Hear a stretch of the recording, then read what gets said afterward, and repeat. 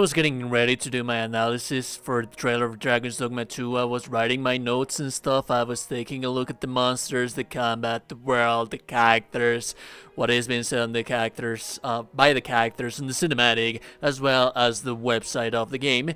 And I realized about something. I realized that this game might just not be in Grancis. All in all, it might just not be just one kingdom. And while I was doing my research to include that in that video about the world, I ended up realizing that this needed to be a whole brand new separate video. We will of course be doing the analysis of the game, the combat mechanics and whatnot.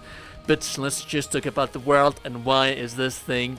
It's probably not going to be on Grancis. What is up, you damn gorgeous and beautiful gamers? Welcome back to RPJames' Mariel Corner in the internet where like this goes about RPGs if you like the content. Hey, like the video is super appreciated. And I was told you today you're a gorgeous and beautiful person. You're in the gorgeous and beautiful person. So let's get right into it. This that you're seeing right here is the shot at what seems to be Grand Soren. What seems to be Grancis. And there are many things that you can see in here that actually do lead up to believe that this is Grand Soren. Mainly the coast right here, this little river that goes all the way down here. It is something that you do see present in the map, as you can see right here. It's if we're Grand Soren right here, we have Grand Soren right here. We have this edge of the coast with the mountains and whatnot in here. And then we have the bridge, of course, and the river that flows in here. But it only flows in just one direction, whereas in here we see the river forming a little bit of an island right here, and also the river continues all the way upward to mainline. That is the main thing that drove me to believe that this might just not be Grand Soren. Then you need to have in mind this little aqueduct that we have right here. Grand Soren does not have an aqueduct, so that is something to have in mind. Now you do not have the complete full picture in here because I do not want for you to be able to look at the this being recorded directly from YouTube, so you cannot see this thing right here, but at the edge in here you will see a lot of people have noticed this is the Blue Moon Tower. This most definitely, most likely is the Blue Moon Tower. But if you take a proper look at it, from this point of view, it's a different angle. We were led to believe that this was indeed Grand Soren, but what if this isn't Great Soren? The main thing that would deter, of course, there would be many things that would make the game different, that would make Grand Soren changes in time, I guess, in architecture, structure, design, art style and whatnot, development choice. But then again, main thing, the aqueduct that you have right here. And if you take a look right there, there is a tower. There is a tower that you can see in Grand Soren. There's the walls for Grand Soren. There's also the missing aqueduct that this thing doesn't have. It does have the ruins that you see out there in Grand Soren, and we do have the river that's going down in here. That's of course a signal that this is indeed Grand Soren. That tower right there is missing. It does still have the keep, but what I want for you to see is that if we take a look from this point of view, there it is. You can see the Blue Moon Tower just right there, which is completely in complete opposition of where the trailer showed us that the Blue Moon Tower should be. According to the trailer, the Blue Moon Tower should be just right there, just beside those great mountains that you have right there, and those great mountains that you have right there would be the ones leading to the Blue Moon Tower. Opposite to this, where you have the coast, you have the edges of the coast, and you would have to follow all of this road. You would have to take this path in order to finally be able to reach the Blue Moon Tower, which has the end of the shore just right there.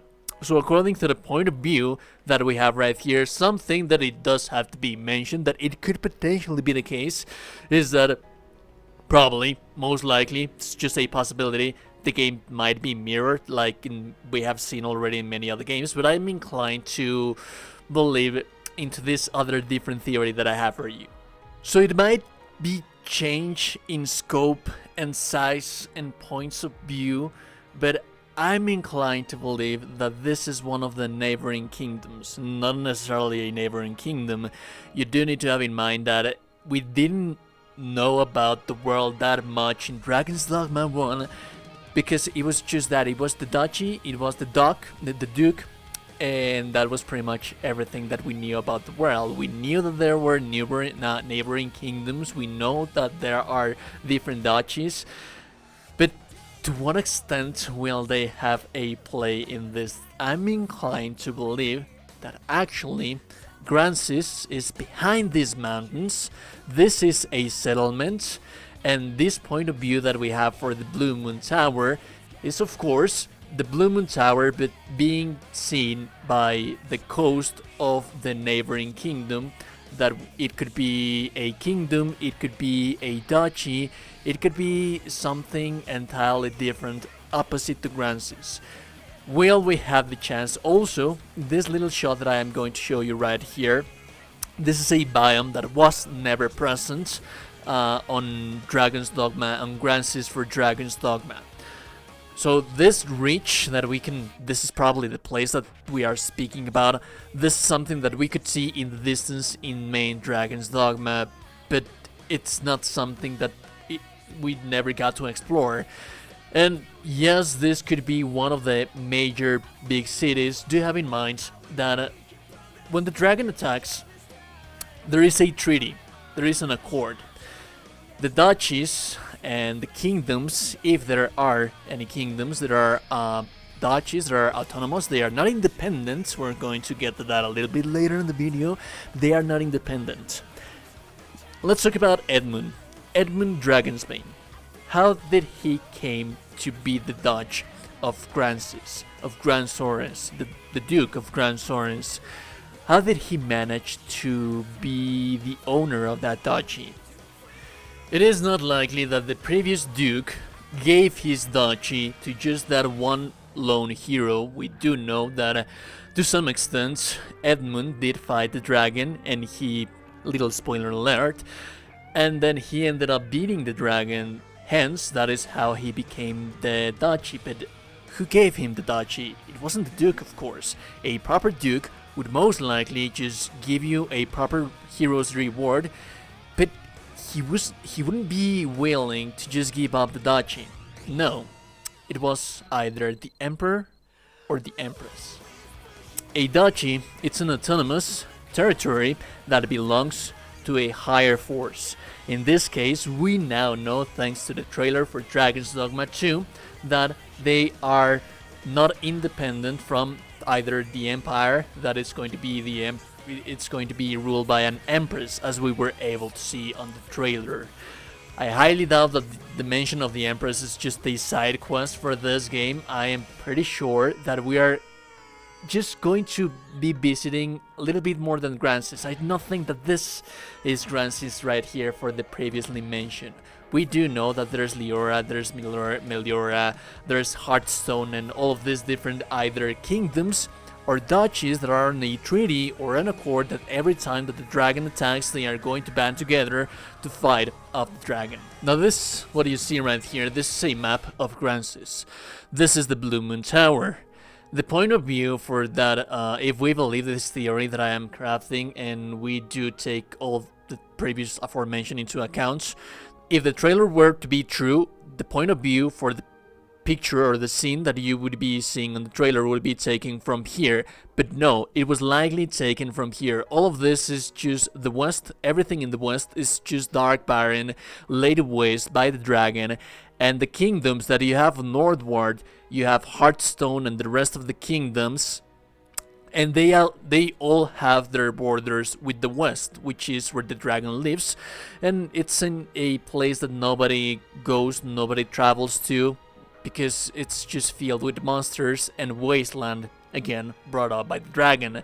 So all of the other kingdoms would have, we do not know specifically which kingdom has a border with Grancis, but we know that at least two of the kingdoms have borders with Kransis. Maybe they are divided in here, but they all have access to the Westlands, meaning that it doesn't really matter which setting do we play in this game, we will always have access to the Wasteland. We will always have access to the dragon. We know that the dragon is still going to be the very main thing in this game. So yeah, as you can see, I do believe, it is my belief, that we're going to be playing in the entirety of the Empire right here in this game, or at least it is just not going to be Kransis.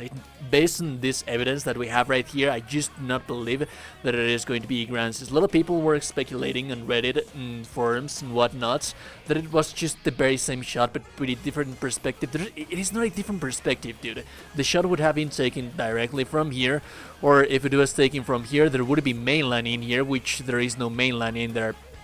It is just a shot taken from a different place, and all of the similarities that I had initially thought that it would be filled up with Grand Sorin, I ended up believing, thanks to the new river and all of that geography and architecture of the place for Grand Sorins and whatnot. I do not believe that that is Grand Sorin, and I do believe that at least at the very least, thanks to the new biomes and all of that we have seen in the trailer, we are going to be visiting new places, new kingdoms, new duchies, and oh boy, I'm excited about that. What do you think, guys? Are you excited about this? Do you think that we're going to be seeing new places? Let's just talk about all Dragon's Dogma in the comment section down below. And that's pretty much everything from me, guys. If you like the content, like it, I super appreciate it. And also, that you're a gorgeous and beautiful person. You are indeed a gorgeous and beautiful person. I will see you goddamn gorgeous and beautiful people in the next one. Have a beautiful day, and goodbye.